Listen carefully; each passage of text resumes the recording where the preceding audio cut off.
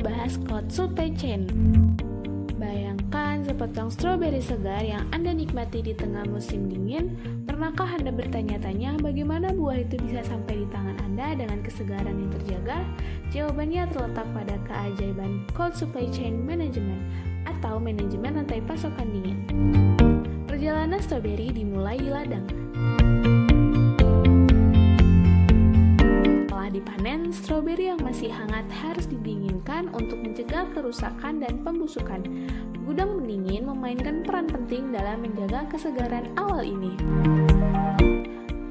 Stroberi kemudian dimuat ke truk keberpendingan khusus yang dirancang untuk menjaga suhu ideal selama perjalanan. Sensor suhu memantau kondisi di dalam kontainer, dan sistem pendingin internal memastikan suhu. Di pusat distribusi, stroberi menjalani proses sortasi dan pengemasan yang efisien. Teknologi canggih memastikan hanya stroberi terbaik yang dipilih untuk melanjutkan perjalanan.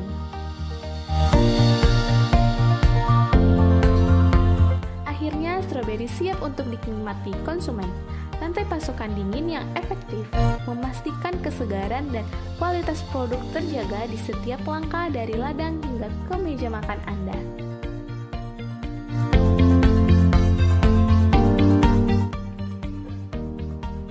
Selanjutnya, mari mengenal Cold Supply Chain lebih jauh.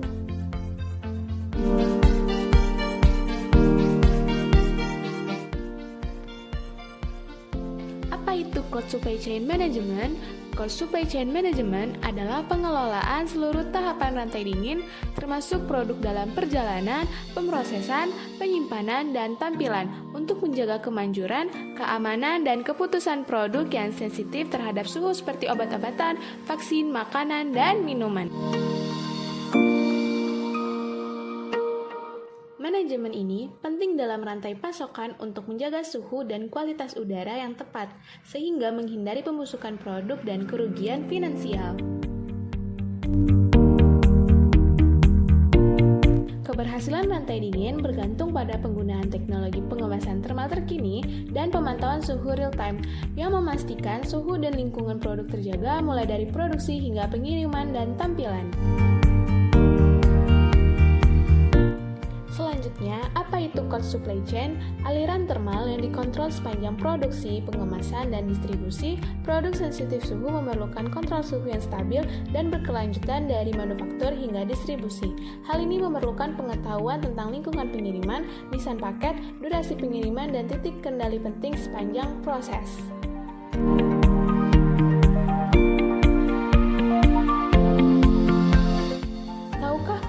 Sejarah pengelolaan rantai dingin dimulai pada tahun 1997 ketika nelayan Inggris menggunakan es untuk mengawetkan hasil tangkapan. Pada tahun 1938, Frederick Jones menciptakan unit pendingin udara portable pertama untuk kendaraan pengangkut makanan yang mudah rusak. Selama Perang Dunia II, unit ini penting untuk pengangkutan dan pengawetan darah, obat-obatan, dan makanan di rumah sakit militer dan medan perang. Pertumbuhan industri rantai dingin dipercepat oleh Interstate Highway Act tahun 1956.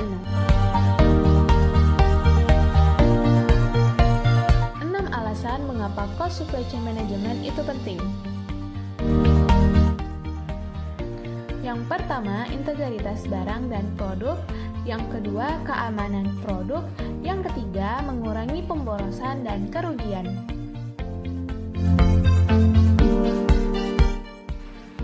Yang keempat, meningkatkan efisiensi. Yang kelima, pelayanan pelanggan. Dan yang keenam, standar kepatuhan dan peraturan.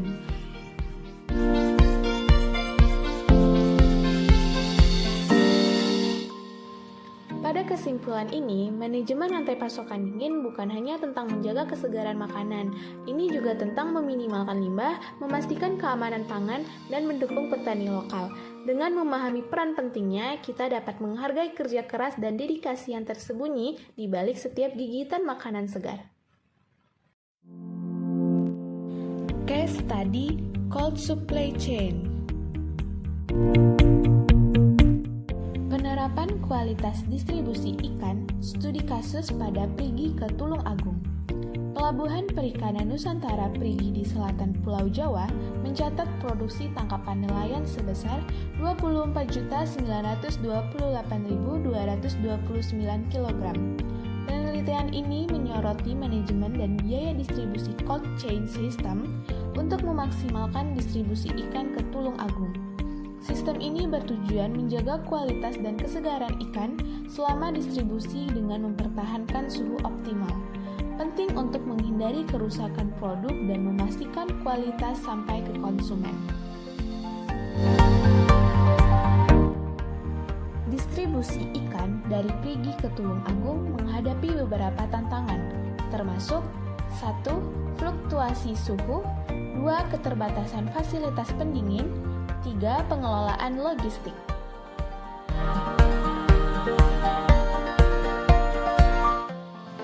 Solusi yang diterapkan, yang pertama penggunaan truk berpendingin, kedua penyediaan fasilitas penyimpanan berpendingin, 3. Pelatihan dan edukasi. Proses distribusi.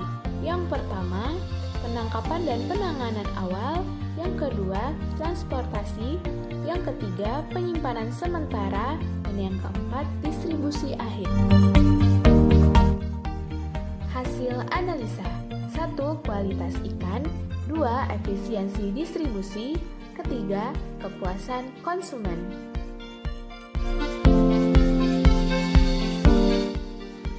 Tantangan yang dihadapi, 1. Kendala teknis, 2. Biaya operasional, 3. Koordinasi dan pelatihan. Pelajaran yang dapat diambil, yang pertama pentingnya pemantauan suhu, kedua investasi dan fasilitas, ketiga edukasi dan pelatihan, dan yang terakhir efisiensi logistik.